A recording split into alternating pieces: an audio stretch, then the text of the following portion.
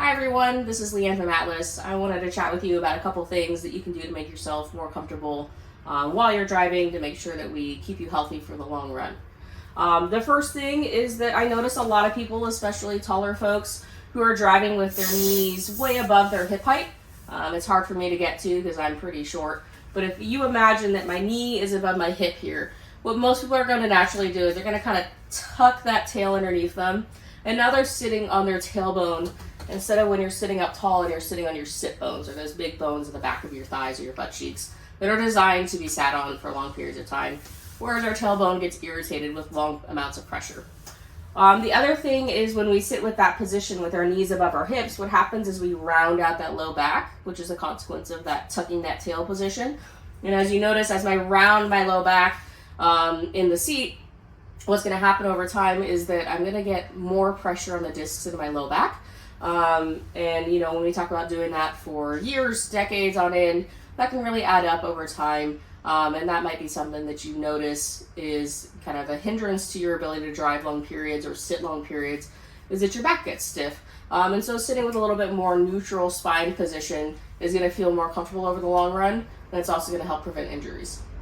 The second thing that I see pretty often is people who are driving with their steering wheel pretty far out in front of them, you know, about here. Their arms are really extended in front of them, and they're steering like this. And as you can notice, even just naturally, what happens is I lose upper back contact with the seat as soon as I reach for this steering wheel, right?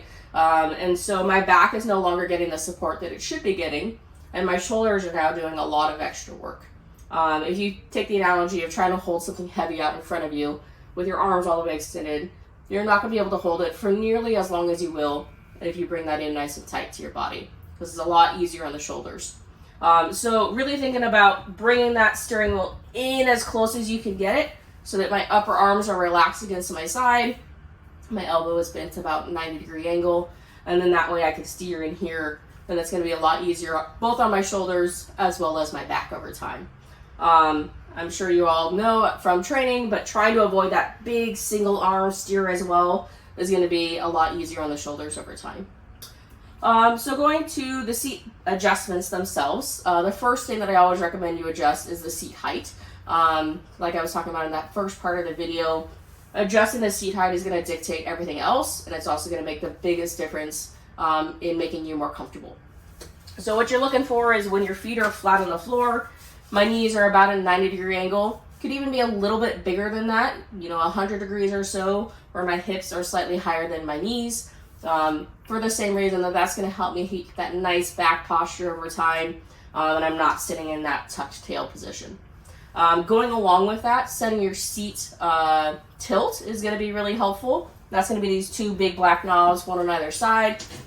I can drop that forward a little bit, give myself a little bit extra height at the back. So if you're a taller person and you're having a hard time getting a seat height that allows you to sit with your hips higher than your knees, try dropping that seat tilt all the way forward, and that's going to lift your hips just a little bit higher, which might help out. The second thing to adjust is the third thing to adjust, so we do seat height, seat tilt, is going to be the slide, so how far away you are from the pedals. That's going to be this little red button here. On a few of the coaches, it's white. What you have to do is push that button in and then physically slide yourself forward and back.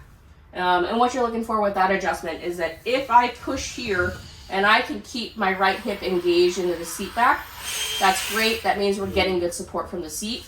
On the other hand, if I'm a little too far away, you notice I have to kind of rotate through my pelvis to get enough leverage to push down on that pedal. I'm losing that seat support, and I'm now putting a lot of extra stress and tension through my pelvis. So really thinking about setting yourself up as close as you can, where my foot is engaged all the way in. I get a nice support from the seat back here. That's going to be great over time. So we got the seat height, we got the tilt of the seat pan, and then we also have the slide from the pedals. The next thing is going to be the back angle. So that's going to be the angle of the seat back itself. Most people would say that sitting completely upright is not super comfortable for them. Totally reasonable. I don't think that anybody likes, sitting at a 90-degree angle. What we don't want is that same idea where our arms are extended because we're leaned really far back away from the steering wheel. So keep yourself mostly upright.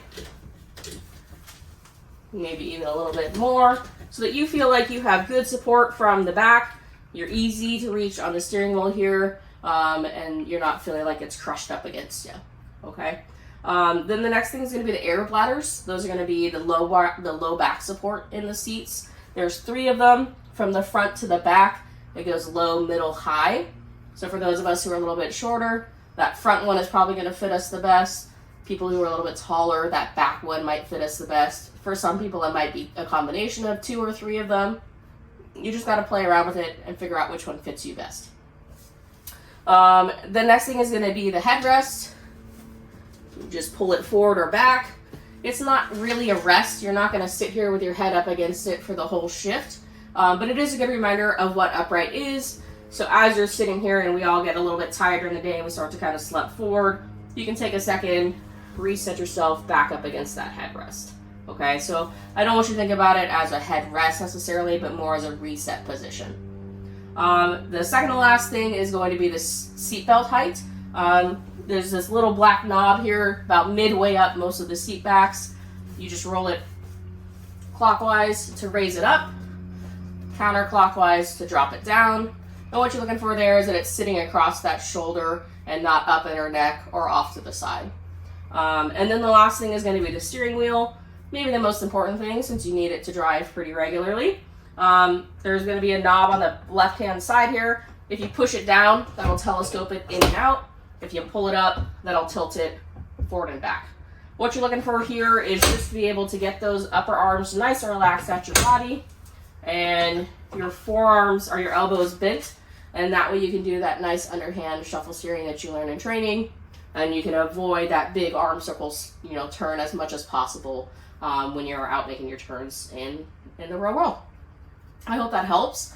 If you find that you're having a hard time getting those positions dialed in on your own and you would like some help, we're in the EMC Monday through Friday from 7 to 7. We'll come out to a coach with you, give you some recommendations on what you can do to make yourself more comfortable, as well as we have a couple of supports that we can try to help make you more comfortable while you drive. Please let us know if you need anything. Otherwise, we'll see you around.